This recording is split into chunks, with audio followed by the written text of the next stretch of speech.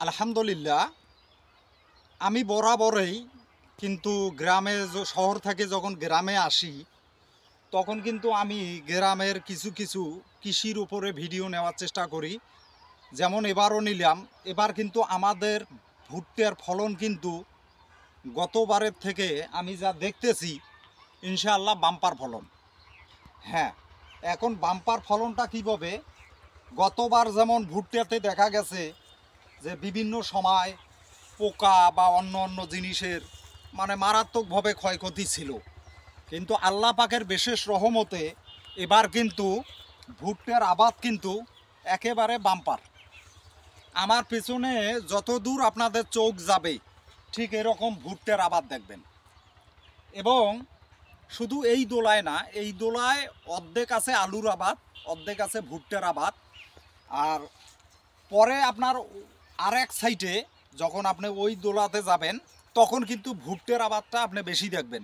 হ্যাঁ, আপনার অন্য অন্য আবাদের থাকিয়ে ভুট্টার আবাদটা কিন্তু বেশি হয়, ফলনটা বেশি হয়, কৃষকরা একটু লাভবান হয়।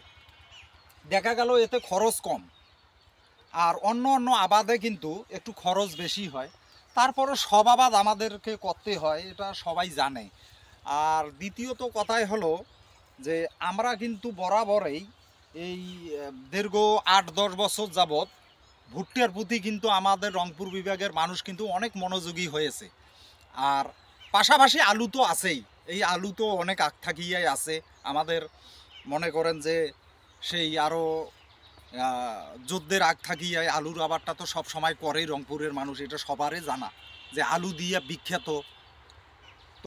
তো আসলে এই জন্যে বলবো যে এই যে হয়তো আপনারা মনে করবেন যে হয়তো মানে ভুয়া দেখাচ্ছি বা ভুয়া কথা বলতেছি না। ক্যামেরাটা একটু ঘুরাই দেখান, এই যে এই সাইডটা দেখান, যে আপনার যত দূর চোখ যাবে সব কিছু কিন্তু ভুট্টার আবাদ আছে চাইরোদিক দিয়ে। আপনি যত দেখবেন এই দিক থেকে এই দিকে দেখান, ওই দিকে সূর্যের আলো, এই দেখেন পুরোটা একবারে মনে করেন একবারে ওই বাঁশের ঝাড় পর্যন্ত এই সাইড পর্যন্ত পুরো কিন্তু ভুট্টার আবাদ। কারণ এখানে মোটামুটি এখানে ভুট্টার আবাদটা ভালো হয় এবং হচ্ছে। তো আমি মনে করি যে কৃষকরা যে আবাদে লাভবান হবে তারা সেটাই করা আমি মনে করি বেটার। কারণ হইল আপনি একটা মনে করেন যে একটা জিনিসে আপনি ইনভেস্ট করলেন, কিছু খরচ করলেন, পরিশ্রম দিলেন, সেখান থেকে যদি কিছু আপনার বেনিফিট না আসে তাহলে তো আপনি সেটা করতে চাবেন না। তাই আমি মনে করব যে এই যারা যেটাতেই লাভবান হবে বা বুঝবে সেটাই করলে আমার কাছে ভালো মনে হবে।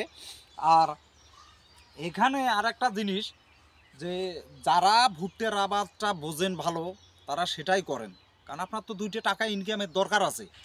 তো যারা আলুর আবাদ জানেন তারা আলু করবেন, যারা তামাক জানেন তারা তামাকও করতে পারেন।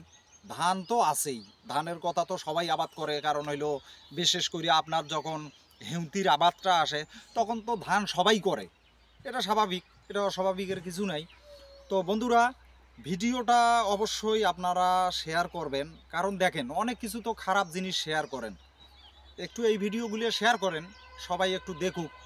শহরের অনেক মানুষ আছে গ্রাম এলাকায় সহজে আসতে পারে না, কৃষির ব্যাপারে জানে না, ভিডিওটা শেয়ার করলে হয়তো এর মাধ্যমে সবাই জানতে পারলো। আসসালামু আলাইকুম, আল্লাহ হাফেজ।